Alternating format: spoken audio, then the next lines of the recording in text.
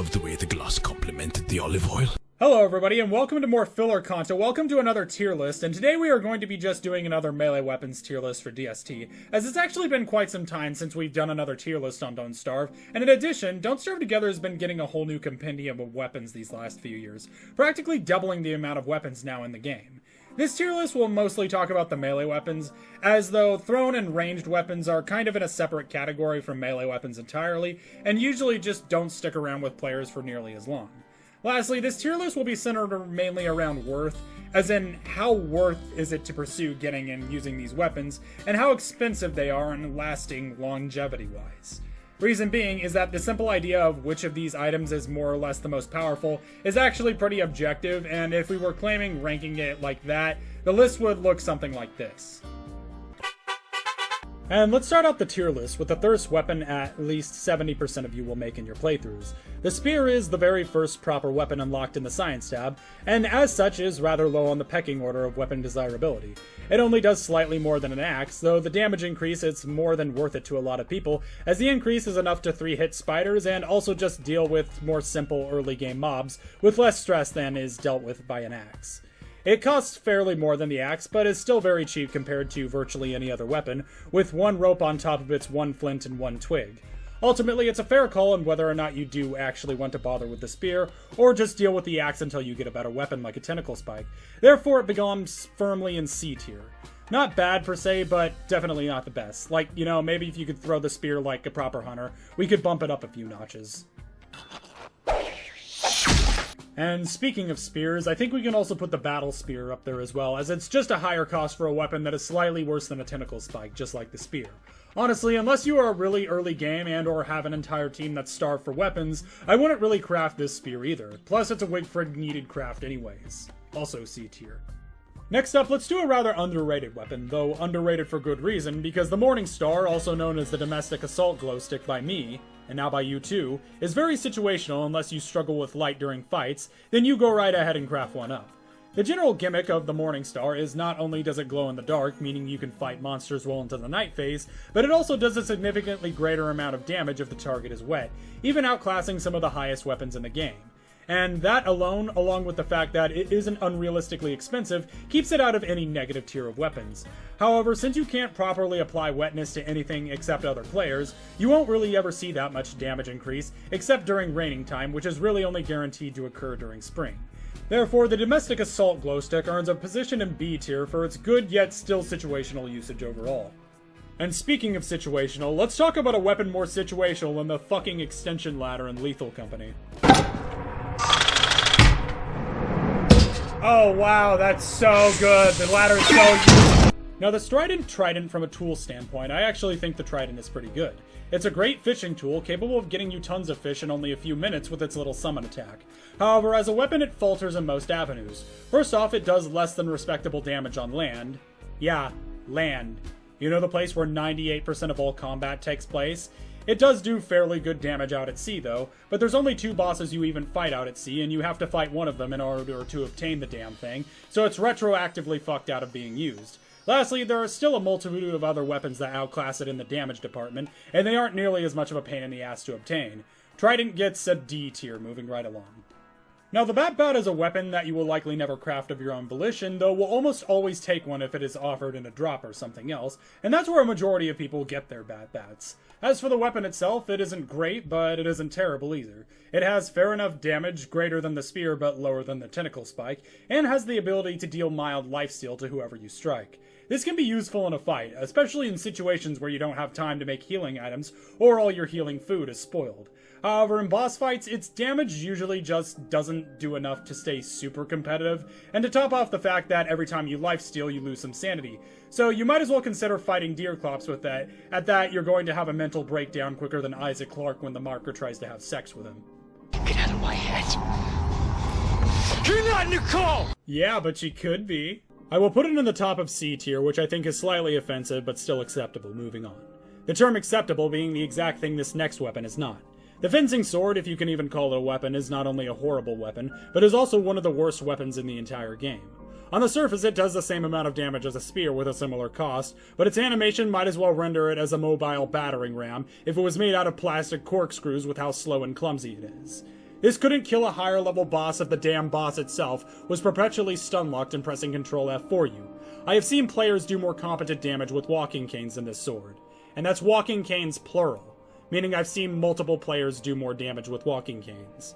Fencing swords belong in F tier, and if you use it, I'll lock you inside of a fence, and then light the fence on fire. Thulecite Club. Now, the Thulecite Club is sort of at an impasse with its existence, as it's not a bad weapon in the slightest. As a matter of fact, it's a rather good weapon with damage on par with hambats, glass cutters, and dark swords, and even coming with its own hentai tentacle attack with it. The club's problem is the fact that if people are usually going to go to the ruins, it's for reasons that aren't the Thulecite Club. In other words, even though the Thulecite Club is fairly priced, people are still going to get their Thulecite crowns and staffs instead of the club. Plus it costs living logs, which isn't exactly easy to come by. This leaves it with an abysmal use rate among ruins fanatics, but it still isn't a bad weapon, it just fails due to the demand of other Thulecite items. B tier, but like low B tier, maybe replace that pad at the top of the C. And following up with potentially the most high damage weapon in the game, the Shadow Reaper being extremely cheap in regards to in-game material, and having no downsides besides the subtle sanity drain, this makes it arguably the best in-game weapon overall. Oh, Shadow Reaper, if only you were on the lunar side. I will still be putting it in A tier instead of S tier, due to the simple fact that it is in-game gear, meaning that if you want to make the active decision for an entire campaign in order to get the weapon, you would have to go on the Shadow side. However, once you get its crafting machine, there you go. And furthering on with the more side of really situational weapons, we can do both the whips, reason being they both do the exact same amount of damage, and both are easily gathered. As for what they are slightly ranged yet still mostly melee weapons, capable of hitting things from a safe distance, and also capable of dropping aggro with attacks. What they have in range, though, they lack in both damage and attack speed. It's another one of those weapons that, if you have it, I'm sure you could come up with some way to use it, like hunting rabbits, or politely yet firmly asking spiders to leave. But I don't think I could ever see anyone using this in a boss fight seriously, due to the abysmally low damage. You can probably set up some pretty effective kill boxes with it, though. Ow! Ah, that hurt! Ah! D tier for both of them now, with cattails being slightly higher due to them being on the mainland and having tons more durability. Now, the Shield of Terror is one of the more unique weapons on this list, being not only do this shield attack, but it also protect. It does fairly good damage, as well as being a competent enough weapon to take deep into mid and late game. It provides a fair defense as well, and to top it all off, you can feed it food items to repair it indefinitely. Trash! Yeah, I love trash! Yum yum trash! The downsides of this are that it loses durability to both attacking and absorbing damage, and if it hits 0, you can't repair it anymore and it's gone forever. However, its biggest problem is the fact that you have to defeat the Twins of Terror in order to obtain it, and they are 100% not pushovers. In other words, you would need quite a bit of gear in general in order to obtain the shield, and for something that can be removed from you at a moment's notice if you aren't paying attention, for a majority of people it just isn't worth the hassle. D tier, it is a good weapon, but typically not worth the effort it takes to get it, and in a serious playthrough, I would never go for it. Next up is the Hambat, and this divine weapon is truly the first one deserving the title of S tier. The Hambat is arguably the most pound-for-pound worth of resource cost weapon in the entire game, costing only some pigskin and a few meats. You can deal enough damage to overall lap every other weapon in the game several times due to the fact that it has infinite durability as long as it doesn't spoil. The most common use of it is crafting it right before a boss fight, and comparatively you would have had to craft several weapons for other bosses, whereas you will only need a single Hambat, which will still be completely usable after a few days afterwards. It also does some pretty above average damage, meaning it remains an effective weapon well into the late and in-game. The only qualm I can give against the Hambat is it does degrade over time, and after only a few days, the Tentacle Spike will outmatch it in damage. Still hardly an issue in regards to boss fights, S tier rank. And speaking of tentacle spikes, let's talk about the preferred alternative of spears to axe wielders, the hentai tentacle. Though you can't craft them, the tentacle spikes can be obtained reliably as soon as you can find a swamp. The kiting process doesn't take too long, and after doing it several times, you should be able to kite it just fine without getting hit at all. As for the weapon itself, it is weaker than a fresh crafted Hambat, but stronger than a battle spear and equal to both a shield and a battle paddle. A reliable weapon that can be stockpiled easily for those on a time crunch who don't want to bother gathering actual materials to craft something else. B tier. And speaking of battle paddle, we can go ahead and do it next, seeing as how it is virtually the same gimmick and value, with just a rarer drop, and a semi-useful gimmick of being able to be used as a rowing oar. The battle paddle can be obtained by killing the primate, not to be confused with the prime ape, which is a shipwrecked exclusive mob. The primate and its crew is a significantly more dangerous endeavor than the tentacle spike 2, on top of being more rare. Therefore, I don't think it's really worth actually searching for it, but I mean, if you get one after surviving a monkey battering ram attack, go ahead and keep it. B tier, but only because it's basically the same thing as a tentacle spike moving right along.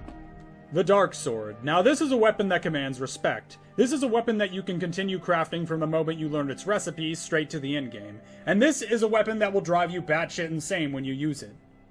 So you know it's good. The Dark Sword, having a higher damage than that of a Hambat, is tied with Glass Cutter for the highest DST non-in-game weapon damage. Its only downside is the fact that it both isn't cheap and is a tier 2 magic craft, meaning you are going to need to search for living logs, gather nightmare fuel, and pillage a Purple Gem's OnlyFans account before you can use one.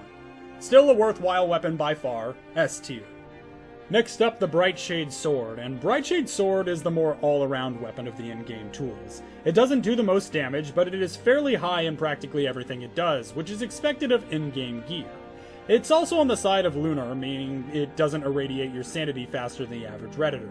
A tier for great weapon, but trapped in the in-game content, and still outperformed by others. Next up, we have the Shadow Maul, and I really don't know what to say about this weapon. It has the potential to be the best of the in-game weapons, and in turn the most powerful weapon in the entire game of DST. However, it's also the most expensive, costing a Shadow Atrium, and also requiring a Fuel Weaver to have been defeated, meaning you have to go through the whole Shadow campaign ringer, and then halfway through it a second time in order to get the Shadow Maul. Furthermore, when upgrading the Shadow Maul by killing bosses, it will periodically level up, which is what allows it to have some of the highest damage. However, when it does level, it requires you to constantly kill things after, in order to keep it sustained with its higher level damage. Therefore, even with the lifesteal ramp up that can make you potentially invincible in some fights, you may ultimately get a better overall use out of a Shadow Reaper or a Brightshade Sword. Therefore, I'm going to have to rank this as the worst of the in-game oh wait, it can chop trees? Oh, never mind then. Easily the top of S tier. So second to last, we have the Cutlass, and the Cutlass is an affront to God. Moonkey pirates, listen up. You are literally magically infused mammals that learn how to build boats, skip leg day, make alcohol out of bananas, and steal things. But most of all, you learn how to make a damn battle paddle. Who in your military-industrial complex that I know you little fuckers have thought it would be a good idea to make wooden swords? You know what, I'm just going to use this as an excuse to justify Wilbur genociding all of you when he comes to DST. As for the weapon itself, it does less damage than even a spear, matching the whips. It does have a neat little gimmick that yoinks items out of players' or creatures' inventories when you attack them, which I guess you could use to stop Krampus from ruining your life if you were doing a pacifist route and couldn't kill him for some reason. But ultimately, even in PvP, I would call this weapon in most cases worthless. F tier. And lastly, we have the Glass Cutter, and oh my god, I love this weapon. The Glass Cutter is easily one of the best all-around weapons in the entire game, with the same damage as the Dark Sword and able to be crafted extremely early in the game, as long as the player has found the moon and everything you need is on the moon itself. The Glass Cutter is something that you should always craft if you are going on the lunar campaign route. It does have the disadvantage of having 75 uses on average instead of most weapons 100, but I have a simple solution to that. Take your boat to the island, craft as many as you can, leaving them all on your boat, ferry them back, and proceed to smash people's faces open with the kick-ass powers of using glass as a sword. Truly an S-tier weapon if there ever were one. That clock keeps ticking like a metronome. Now I'm going to speed through the single-player DLC weapons and how they make it out equivalency-wise. The Cutlass Supreme, not to be confused with the Cutlass Monkey Sword, is also objectively one of the best weapons, as it not only does the same 68 damage as the Glass Cutter and Dark Sword, but has double the durability at 150 uses. A key flaw, though, is that it can't be mass-produced, due to requiring a semi-rare fish to craft, though it is still an objectively great sword with a deserving rank of S tier. The Obsidian Spear is another great weapon, with the potential damage higher than the other weapon in Shipwrecked, even outclassing Shadow Reaper in DST. However, it requires both the volcano to be found and to destroy some obsidian in order to use it, which gives it a layer of difficulty. However, with almost 400 durability uses per spear, it is a more than worthwhile weapon to obtain, and we have found it on the Council of S tier. We also have the Poison Spear, which is basically just a regular spear that does 1 damage every 12 seconds after the initial 34. Therefore, it's not really any different than a spear, and seeing as how its crafting is just a spear plus a poison gland, C tier is the perfect place to put it.